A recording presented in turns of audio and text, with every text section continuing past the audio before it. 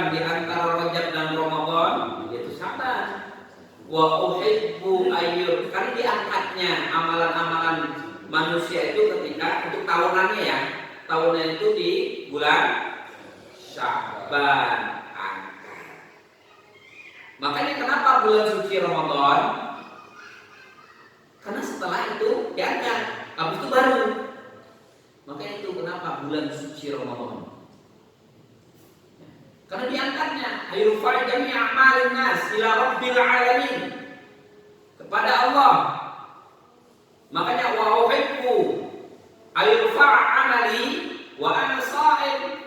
Saya ingin ketika diangkat amalanku, bayangkan Rasulullah yang enggak punya dosa, yang 4 bulan ketika di kandungannya sudah dijamin oleh Allah. Jangankan 4 bulan, ketika belum diciptakan langit bumi ini, nama Muhammad sudah ada.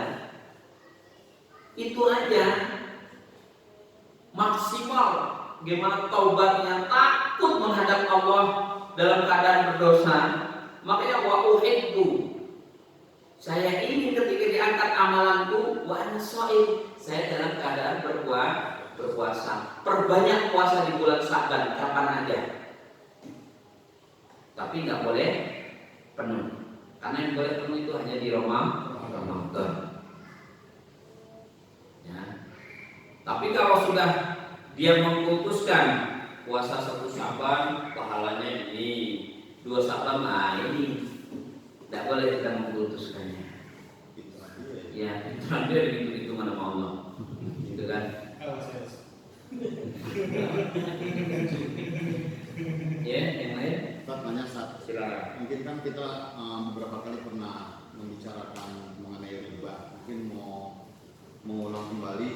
Jadi saya pernah kerja di tempat yang lain, di mana perusahaan tersebut melakukan pinjaman dana ke bank konvensional.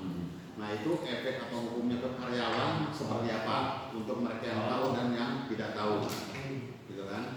Nah, yang kedua, ini kan mau Ramadan ini kan ziarah kubur, pasti kan bentar lagi pada ziarah kubur. Kemarin kan kita ada bahas kalau perempuan kan memang itu tidak boleh untuk ziarah kubur. Tapi kan ziarah kubur banyak lebih kepada adat istiadat, seperti ada tuangkan air, kuburan, itu kan, kasih tumbang segala macam, itu seperti apa? Terus tadi sempat dibahas juga di luar, kita sempat bertanya juga pada saat ziarah kubur itu yang afdolnya itu pada saat kita berdoa itu berdiri atau duduk. Gitu aja, Ustaz. Tiga pertanyaan. Yang pertama adalah bagaimana kalau sudah di bank konvensional sudah jelas. Terus bagaimana di perusahaan ketika dia si bos itu dia beraktif segala macam, itu udah urusan dia. Dia udah urusan dia. Kalau ketika dia mau berbuat riba segala macam itu urusan dia. Tapi kalau bank itu sudah jelas. Kalau bank kan semuanya dari mulai atas sampai bawah itu dengan semua. Tapi kalau semua perusahaan, semua ada perusahaan A, contoh, ownernya dia pinjam gini kepada bank, contoh. Terus bagaimana untuk karyawan tidak ada urusan. Ya. Karena ini si owner, masuk karyawan, Pak, nggak boleh, nggak mungkin dia nggak tahu itu riba. Ya. Tapi kalau bank bagaimana? Kalau bank kan udah memang nyata dia kerjanya di situ, memang untuk menyalurkannya di situ untuk bunga. Kalau ini kan dia yang meminjam. Pertama. Yang kedua, bagaimana ketika ini menjelang Ramadan orang ziarah ke kubur. Untuk perempuan boleh nggak? Sebetulnya nggak boleh. Di sini itu ada asbab pengecualian. Perempuan boleh berziarah? Boleh.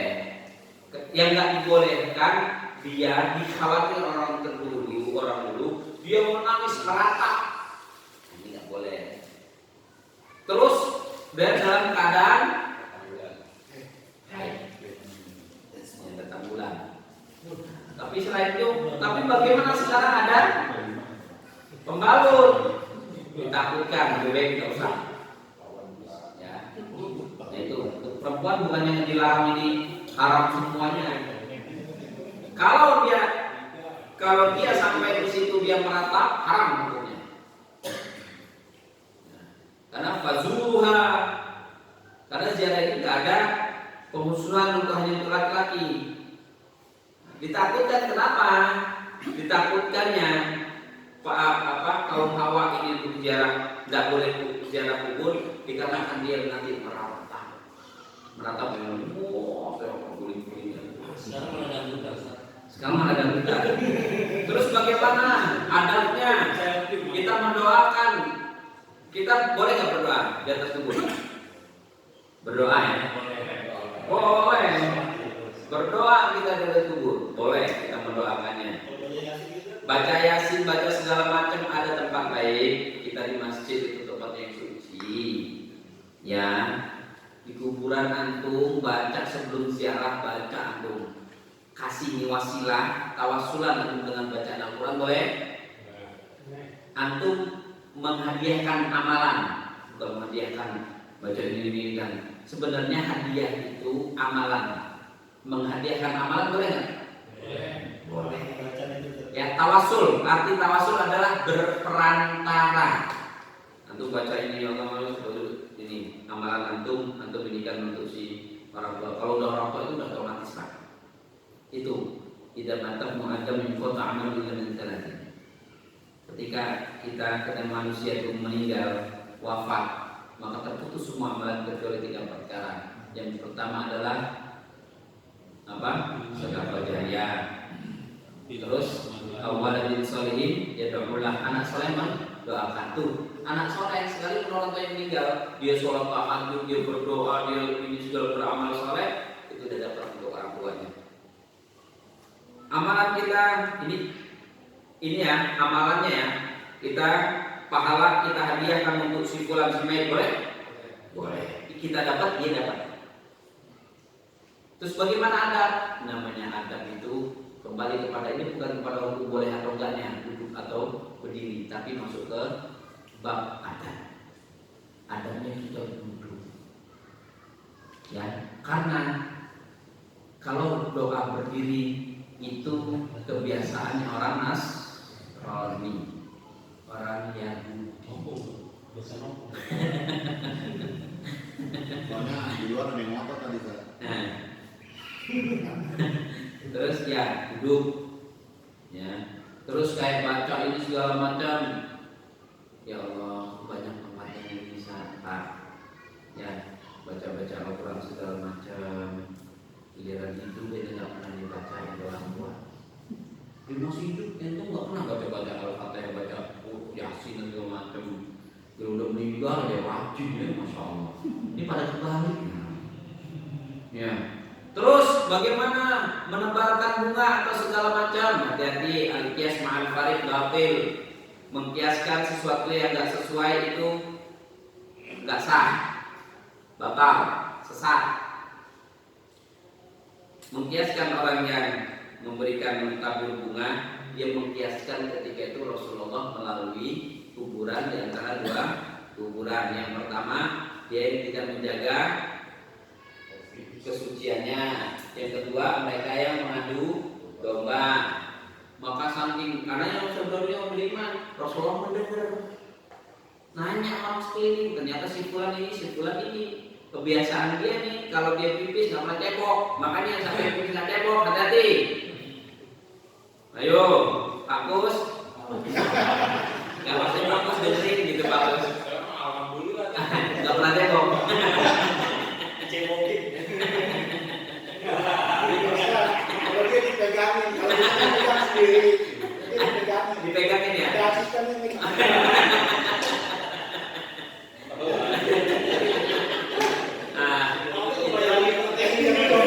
Wah, bagus. Tapi rumah nggak deket sama Pak Rizky? Enggak. Kok tahu gitu loh?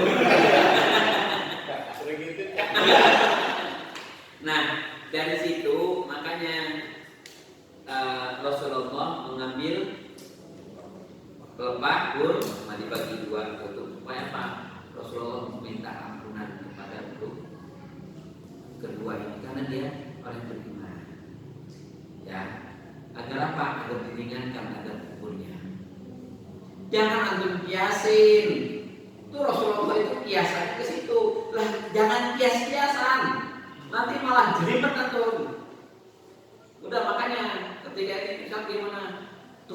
apa? Ya biar ada kan. Terus ya supaya dia diampun dosanya. Lah ente doa ente yang doa Rasul itu gimana itu? Itu udah dengar dia diadab. Gitu maksudnya. Ya gimana lah? Enggak usah. Ya, enggak usah. Enggak usah pakai bunga atau segala macam enggak usah. Kalau air kan? Air apa lagi? Mau ngapain ya? Ya subur. Itu yang membuat dia nanti semua adem, ayem, enak, amalan dia. Ketika dia punya anak soleh, kenapa? Ketika dia mengajarkan kepada anak-anaknya tentang agama, mengenalkan Tuhannya, mengenalkan Rasulnya kepada anak-anak tersebut. Ya, mengenalkan Allah, mengenalkan Rasulnya, yaitu Muhammad Sallallahu Alaihi Wasallam, Nabi Muhammad Sallallahu Alaihi Wasallam. Nah itu sedekah, itu yang buat jadam. Enak banget dia sedekah nggak pernah, sholat nggak pernah kelihatan, maksiat terus, disiram sama bunga, siram sama air, biar ada biar dimudah di kata orang yang ini ibadah enak dia enak dua nanti ya nggak Pak? Itu hati-hati mengkiaskan sesuatu. Nah, yang ke udah ya? Tidak cukup. Yang Yasin itu Oh Yasin kubur. Ya tadi kan udah terjawab. Ya. Baca istilahnya memutuskan pada Yasinnya. Yasin itu buat qalbul Quran. Ya. Istilahnya hati atau jantungnya Quran itu apa? Yasin. Ada hadisnya, ada bukan? Silakan. Itu diriwayatkan oleh Muslim. Nanti saya buka lagi ya. Masalah Yasin itu luar biasa. Kebetulan buku-buku saya udah ada semua masalah itu. Awalnya saya masa sih saya pas buka ternyata ada dalilnya. Ya, kalau kita ngomong jangan sampai, maka saya katakan belajar jangan hanya dengan artikel. Antum dengan artikel bagus. Kenapa? Bagusnya hanya untuk mengambil referensinya. Jadi dengan artikel antum bisa banyak pengetahuan kitab-kitab. Contoh di dalam kitab fikih hadis itu, hadis yang menerangkan tentang hadis fikih itu di kitab Nailul Awqar. Nailul Awqar. Ya. Kalau hadis tentang penjelasan tentang semua amalan pakai Riyadhus Shalihin. Saya pakai keterangannya Syekh Shalih bin Utsaimin. Karena keterangan beliau itu renyah. Mereka enggak gampang-gampang nyalah-nyalahin. Syekh Shalih bin Utsaimin itu keilmuannya beliau luar biasa. Beliau itu mufti Arab Saudi dulu. Itu luar biasa keilmuannya. Ya. Itu sendiri. Terus beberapa kitab-kitab yang lain. Ya. Tuhfatul Ahwas itu tentang kitabnya Imam Tirmidzi. Itu harus biar tahu. Makanya enak kalau di artikel, bukannya lantaran orang itu nggak mau. Oh enggak. Kita ada zaman teknologi, manfaatkan zaman teknologi. Tapi antum jangan dalam mentah-mentah. Antum maunya simpel, kajian nggak mau ngaji, nggak mau ikut. Maunya yang melihat yang YouTube, bukunya ini dibuka ada semua. Wah keluar rumah, nggak pernah menganggap masjid, nggak pernah. Keluar rumah udah ngeluarin fatwa. Masya Allah ya orang, kayak gitu ya. Itu bagus. Kita karena itu untuk referensi lebih gampang mengambil rujukan marojik dalam bahasa Arabnya. Sumpama oh iya dalam kitab hukum puasa, gitu kan? Hukum puasa, kitab Mursian berarti kitab tentang bab puasa. Bukan udah artikel bab puasa. Nanti kitabnya apa? Buka dibeli bukunya baru dibaca enak. Itu manfaatnya. Antum modal nggak mau mulainya pengen 5 menit doang. Kalau kamu 30 menit kelamaan, cari yang 5 menit. Padahal tuh ceramahnya Ustaz dipotong-potong biar domba hati sekarang. Dan lama-lama percaya. Ya.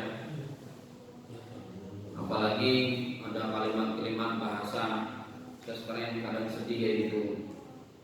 Ketika orang menerangkan sesuai dengan Quran dan hadis, kitabnya ada, dibilang Wahabi.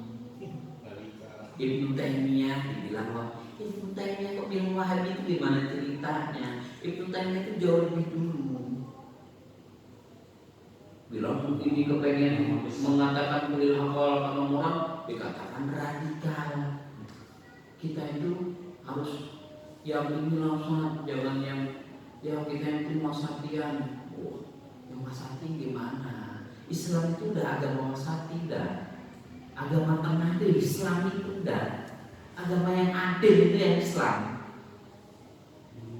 Ya, yang ini masa yang agak gaul-gaul dikit, gimana gaul-gaul dikit kan ini dalam macam yang terkenal kan gitu, Ustaz gaul lah, Ustaz G-boy, Ustaz apa segala macam lah ya, macam namanya. Ya. Saya melanjutkan pertanyaannya Tommy tadi. Kalau apa sih yang terjadi bahkan sudah pasti dia kena riba kan. Nah sekarang kalau keluarganya sendiri itu gimana? Misalkan suaminya kerja di bapaknya itu atau suaminya kerja di anak istri apa anaknya gimana? Tidak ada urusan. Karena ada ketika yaitu, tapi kan itu diberi uang haram, dia akan menanggung semuanya. Karena contoh, si fulan dia kerja di bank, terus kita dikasih uang, boleh nggak menerimanya? Boleh. Masalah perkara di berbuat riba itu perkara dari Allah. Dan Berat banget ya hidup ya. makanya ada betul kata Pak Tommy. Ustaz, ada saya ngaji ini saya ngaji tentang kita makin dalam. Dulu saat saya ngaji sama Ustaz ini kayaknya biasa baca enak-enak aja nggak. Kenapa emang antum kayak makin ngeri Ustaz? Anda makin sensitif Ustaz, ini salah. Kayaknya salah semua berbuat. Karena kita terbiasa berbuat maksiat, makanya serba salah. Mas saya katakan, ketika saya kemana-mana saya selalu membawa kitab supaya nggak salah, supaya nggak kalah ngidul bacanya gitu. Ada dalilnya, Qurannya ini, dalilnya ini. Makanya ketika ngambil dia memberikan tema itu bukan tema terus ngambil ini terus enak itu enggak banyak. Browsing, saya ambil kitabnya, terus apa hadis-hadisnya. Saya nukil, bukan copy paste ya Pak. Saya nukil itu ambil ini kata baru buka kitabnya. Oh iya benar. Kita oh iya benar. Baru kita sampaikan. Nanti asal ngomong ini kitabnya apa? Nengok gitu kan ya. Ya, namanya kita kaji ilmiah. Ya. Padahal di sini itu luar biasa. Guru-guru yang ada di pusat para asatidz di sini luar biasa. Banyak orang-orang ini. Ya, dibalik kekurangannya itu manusiawi. Jangan dari kekurangannya. Coba ketika di sini ada ahli fikih kontemporer, Ustaz Irwandi Tirmidzi itu luar biasa. Ustaz Firanda, Ustaz Khalid Basalamah, Ustaz Adi Hidayat, Ustaz Somad yang beliau menyampaikan orang enggak beda atau segala macam di sekali lagi tanda kutip. Di luar kekurangannya kita tidak bisa mengatakan ini adalah ustaz yang sekian. Sayang, ustaz muda di Indonesia luar biasa Pak. Ustaz Syafiq Reza Basalamah, coba mereka beliau orang doktor yang mananya Ustaz Firanda diusir itu, ya Allah. Padahal dia itu guru di Masjid Nabawi, di Madinah dia itu dikuliahin, dipakai ilmunya. Di Indonesia di demo itu, la haula. Perkara itulah kita dakwah untuk menginginkan kebiasaan itu memang berat. Harusnya dicaci dimaki biasa. Kalau nggak mau dicaci dimaki jangan jadi pendakwah. Tapi nanti lain porsinya nanti di akhirat. Jadi itu betul. Saya Ustaz Adi Hidayat. Coba.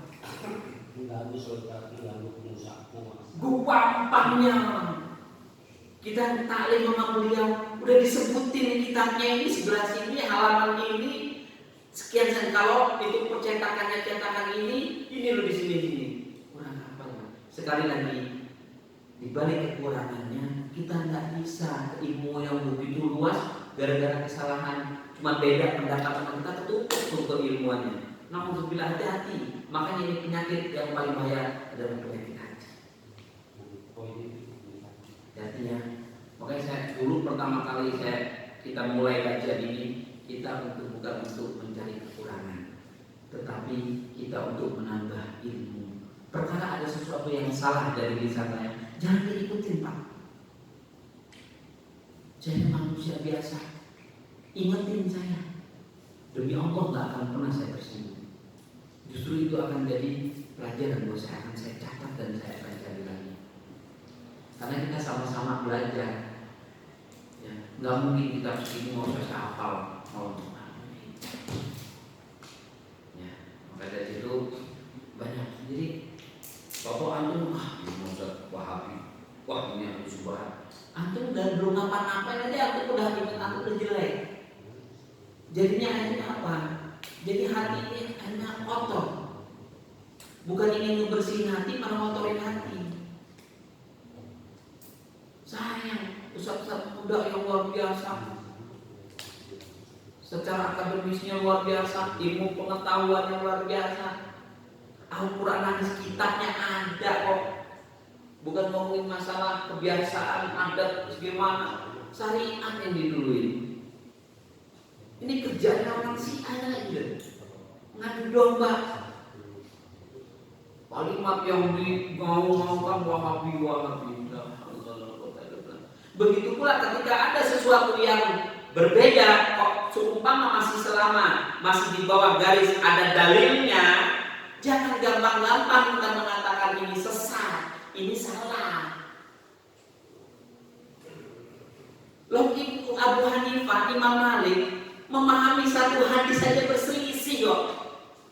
Terus kita mau nyalain ulama, sampai mana ilmu kita? Ayo, kita nyalain ulama terdahulu. Contohnya Bin Bas, Wahabi, saya Soleh Sulaiman, Wahabi saya dulu ketika baca Riyadhus Shalihin, yang mana nggak pernah itu, dilihat saya Soleh Sulaiman. Orang udah menganggap ini, wah ini sana, mana lagi?